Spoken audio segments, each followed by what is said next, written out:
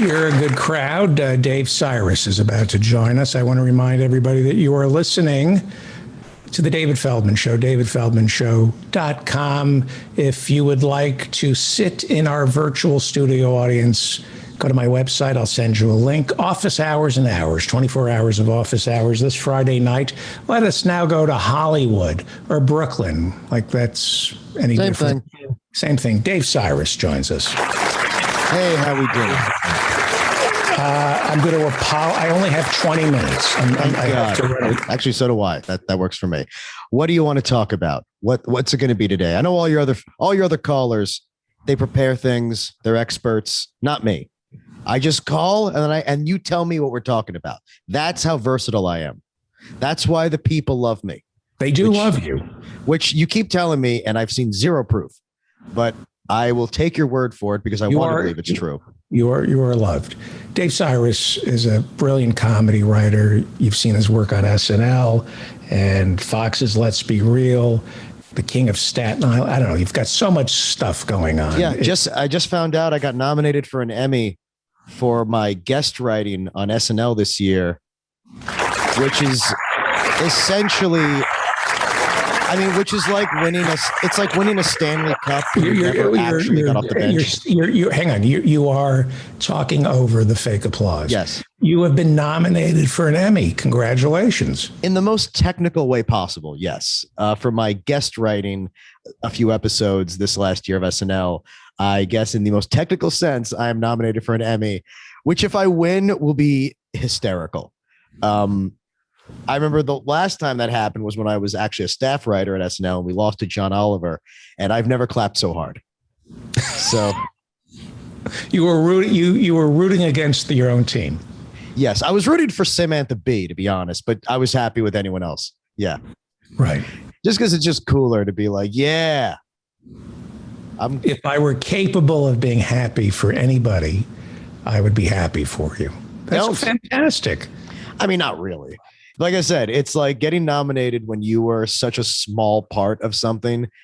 It feels unfair, but at the same time, I love that I'm doing this. I love that to the outsider, I deserve this as much as everyone else. Is hysterical to me. So I enjoy it on that level. Look, I'm happy with what I did at SNL this year, but it is like I did the amount of work I put in compared to the other people nominated is hilarious. You should feel even better about that. Yeah. I could say like, this is all the work you should have to put in for an Emmy. Right. Just reappropriating a few stand-up bits every few weeks. Let us talk about something this guy Kurtz on Fox. He does a show called Reliable Sources on Fox News on Sundays. And he's saying that there are 100 million adults who should be vaccinated. They are not vaccinated. They could just walk into a drugstore and get vaccinated. They won't get vaccinated. And he said that people who berate the unvaccinated, who shame the unvaccinated, who call them stupid, we're not helping. We're not convincing them to go get vaccinated. Yeah. Maybe $100 will convince some people to get vaccinated. They're giving out $100. Am I supposed to pretend that doesn't sound extremely familiar about something else fairly recently in American history? Who else were we constantly told, don't call them stupid or they'll do the one thing you don't want them to do? Who are we constantly told about 3, 4, 5 years ago? Somebody we were working for? No, I'm saying that's exactly what people said about Trump supporters. They would always say, you can't call them stupid or they're going to reject you. And it's like, you know what? At some point, you don't have to be held hostage by someone else's stupidity. At some point, you just have to say... Hang on. That's real applause from the Zoom room. They have their own button that they get to press. At some point, you just have to acknowledge that, like, they're not going to change their minds whether they're mean to them or nice to them. Now, look, I agree. You shouldn't be cruel. You shouldn't be a dick. The last thing you should do though is pretend someone's making sense when they're not. And look, the other day, someone who, was a nice guy posted some COVID misinformation. My first instinct was to say something mean and be like, Jesus Christ, why are you posting this shit? This is irresponsible. But instead, all I did was post the PolitiFact showing that actually wasn't true. And if I had been mean about it, that person probably would have fought back. But since I was just showing him the truth, he actually stopped. It was like, yeah, I'll take it down. My mistake. It's just hard to know what's true these days. Now, it's not hard to know what's true. Go ahead. That's the point, is that it's not like this was the first time this person posted misinformation. So this is already a person that has a problem doing this, but they don't want, but this person did not want to be a confrontational dick about it either. He wanted to be right. So it is a bit of a tightrope, because I think that on some level, sometimes you have to be nice and you have to show them the information, but when the person does not accept that, there's nothing wrong with showing them, okay, you have now significantly reduced your ability to be respected in my eyes, because you kind of do have to do that. And look, there are people that I have been very harsh with that, to be honest, came crawling back, so to speak, when they realized that I was right. And I'm talking about people I knew who were defending Trump's presidency compared to Hillary or compared to Biden, and that they were the Orthodox Jews in your life. Well, I don't talk to my neighbors, but I'm talking about just people I know. People in the world. Well, the Orthodox Jews, I would say that all religious extremists have a certain dissonance problem. I would say everyone who takes their religion that seriously usually is missing something else in life or in the world. I mean, knowledge-wise. I don't think it's specific to Jews. I think there's not one religion you're not going to find a really dumb guy who thinks that the religion is all that matters. I spent 12 years at an Orthodox Jewish temple. I studied for 12 years. There's a certain strain of Orthodox Judaism that is anti-science, anti-reason, anti-intellectual. It's Jewish evangelicals. So stupid. They are evangelical. So stupid. Yeah. My father used to say, all right, I'm not going to quote my father. I'll tell you later. Okay. But the point is, so I think sometimes ridicule works because, let's face it, these people seem to really, let's not delude ourselves.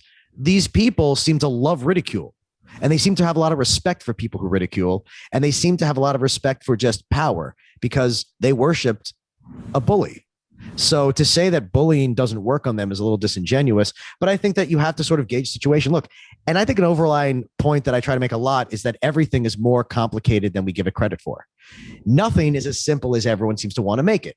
All these issues we have right now, even the side that we have, isn't really the whole argument. Like with rent, it's a very complicated issue. It's not as simple as let them live there for free forever, and it's not as simple as get a job. Don't bring in something else. I'm not trying to diminish that argument. We all know you own property. No, I don't. I hope you get married. I don't own anything. I don't own anything. I hope you get married. No. All I was saying was that you have to help these people with it, it should be these answers are much longer than we think they are. But a house. I don't own anything. I want you to get married, and it's too late for me. It is too late for me to have that in my life. Too late for you to have to lose your house. Okay. But the point is very simple. It's like, you can't just say, everyone lives for free, but you also can't say get out of here because you can't pay. That's a whole other. Let's stay on. It's much more complicated. Okay, sorry. I didn't mean to get. I didn't want to get off topic because it's not the same thing. No, it's not at all. Not even close. I'm saying this is a complicated issue, and sometimes you have to just tell people what the truth is. And if they reject the truth and they're dicks about it, you have to fight them with the language they understand. And this whole thing with Trump and with COVID, it was always like you have to coddle them for being wrong. And it's like, they know that we're doing that, and they're taking advantage of people being afraid to tell them what to do. So at some point you just have to say, fine, go die. Yeah. I know Marjorie Taylor Greene. I don't know her personally, but she's We're We used to go to the all same gym. Yeah. we used to go to. Yes, I was your trainer, and boy, is my penis tired. There's Marjorie Taylor Greene in all of us. We are told that we're all equal.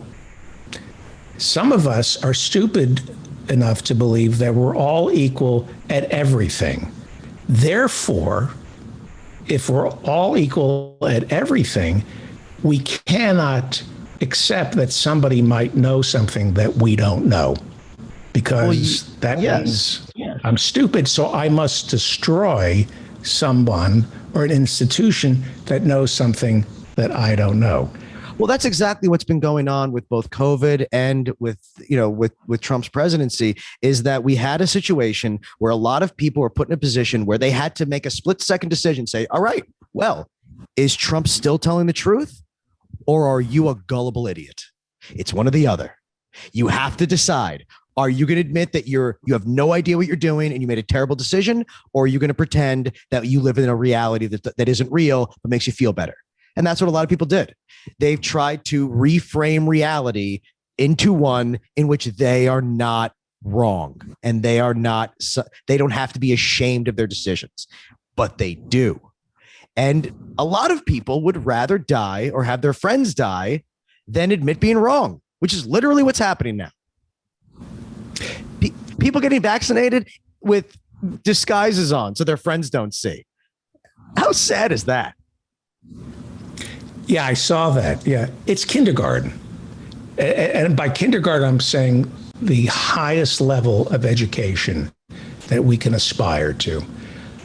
Whatever is taught in kindergarten is how we should behave in this country. That is behavior on the Republican Party. Yeah, it is right now. Would not survive kindergarten. They're not talking at a sixth grade. These are preschoolers. Their behavior be tolerated at any preschool. Did you see what Matt Gaetz said today at one of his little rallies that he's been having to make us forget that he is a child trafficker? Matt Gaetz, first of all, we actually do Matt Gaetz a big thank you, which is for roping Marjorie Taylor Greene into his mess. The fact that she is tainting herself with him is beautiful. He said today that the reason I have to paraphrase, I don't know the exact quote, but basically that the reason he doesn't have to worry about what the scientists are saying about COVID is because he has the freedom variant, and that's what makes his brain work good. That's what I don't know if that's exact words he said, but it was essentially that. He said, I'm not that off, I promise. That is how a toddler argues. That is the equivalent of a 4-year-old telling you bacon is good for me because I like it. I mean, it's pretty adorable. Your take on all this, you really, I've been quoting you nonstop. You said something, because I still don't understand this level of depravity and stupidity. Why is this party so stupid, and why is Fox so evil? And you explained, and a lot of people have said to me, wow, I never thought about that. You said something really interesting. They're feeding a beast, that they are giving people what they want. I always think they're manipulating. They were. But you can't do that for that long before it takes on a life of its own. And what's very clear, here's how you know, when you said they're manipulating, that ended the day of the first Republican primary of 2015. When Megyn Kelly told Donald Trump to apologize for calling women pigs, and instead he got a whole crowd, which we now know were people paid to applaud him, and it was not actually a reflection of the population, which many millions of people saw it as. That was the end of that, because that was the moment that the Republican Party, that Fox News and the narrative of the Republican Party realized, oh, we're not in control of them anymore. Now we need to start doing what they want us to do, as opposed to deciding what they want us to do. When he got that crowd to say, no, I'm going to keep calling women pigs, and that's why you should make me president, and they applauded, it was like, oh, shoot, that is not at all what we were trying to make these people act like. We wanted them to elect the Jeb Bush, and just keep this same thing going forever and quietly do all the things we want, not have this maniac getting all this attention and constantly reminding people who otherwise wouldn't even notice government's doing. Now, all of a sudden, nobodies who would never care about government are concerning themselves with how the government's run. My brother is the most apolitical person I've ever met. But Donald Trump was the first president to make him actually say, oh, my God, this is actually bad. I actually have to vote. And a lot against him. But that's the thing. It was a lot of people were terrified into action, people who never cared about politics before. And I think that moment was when Fox News and all of them realized, oh, it's now its own thing that we need to keep up with, not that we dictate the pace of. Can I run a theory? I'm germinating an idea in my head. Mm-hmm. Let me run it by you. There is a link between racism, homophobia, misogyny, anti-Semitism, all the bigotry, and being an anti-vaxxer. And I know Bobby Kennedy Jr. is an anti-vaxxer, but there's a connection between hating groups of people and not getting the vaccine because they operate on anecdotal evidence.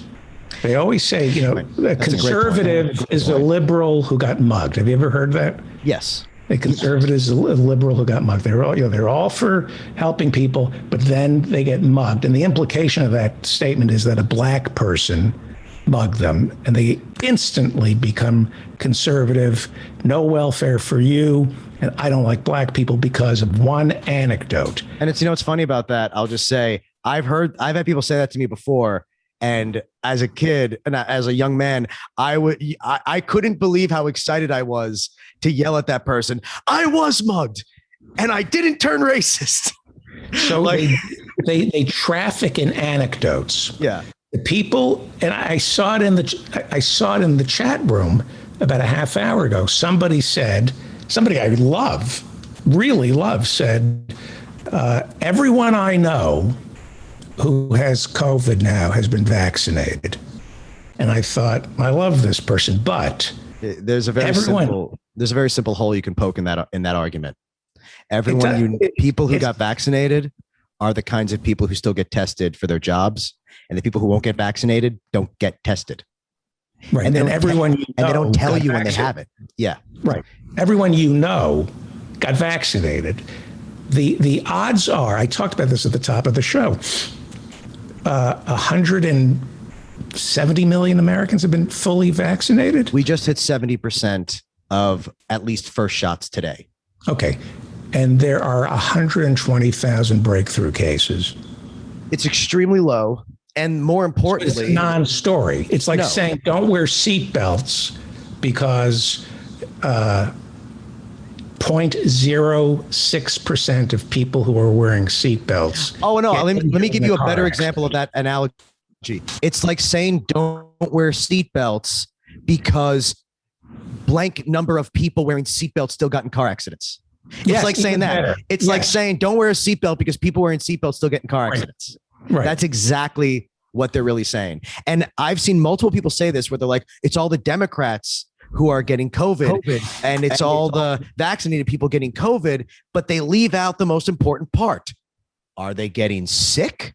Are they dying? Are they going to the hospital? No, you're comparing people who get tested positive and don't have major symptoms to people dying, which is stupid. Lindsey Graham has COVID right now.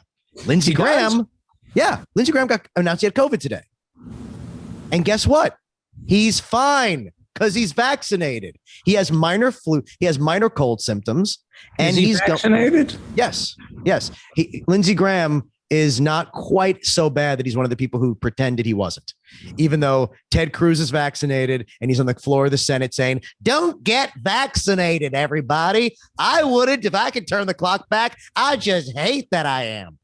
That's these cowards and how they talk, how they, it's good for you, not for me. But yeah, Lindsey Graham is not going to die of it.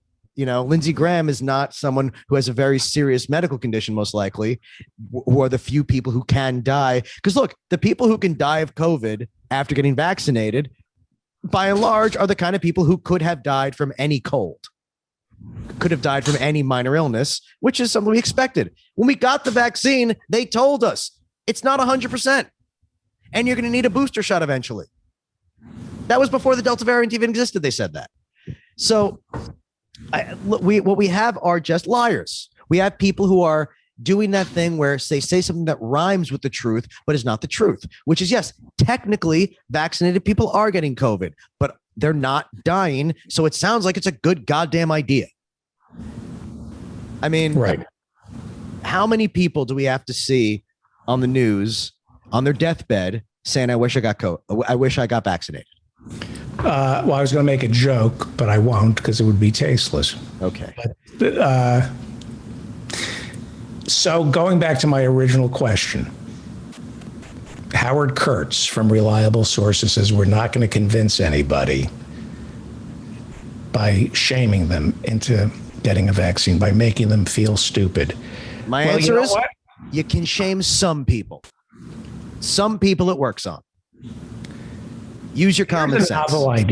Here's a novel idea for conservatives, the anti-vaxxers, the anti-maskers, to consider. I'm not a scientist, so if I meet a scientist and we're going to talk about quantum physics, I will defer to a scientist. If the scientist wants to talk about getting paid to write flatulence jokes, I expect that particle physicist to sit down, shut up, and I will explain how you get paid to write jokes about farts, because that's what I know. Right. But when you ask someone with a huge ego and no education to defer to someone smarter than them, it triggers something. It triggers a sense of inferiority. Yes. It triggers them feeling bad about themselves, and they'd rather live in a false reality where they are the smart ones. And the problem is they've convinced themselves that what we consider intelligence is arbitrary, that it's an artificial construct, and it's not. Because here is what a good you and I both know that there's a lot of egotistical dicks at a bar right now who could sit down with Stephen Hawking and start arguing with him. No, I know what black holes are. Right. Here is what an education offers. It teaches you what you don't know, but how to go find out and who to trust. That's what a good education gets you. If you're homeschooled, you're screwed.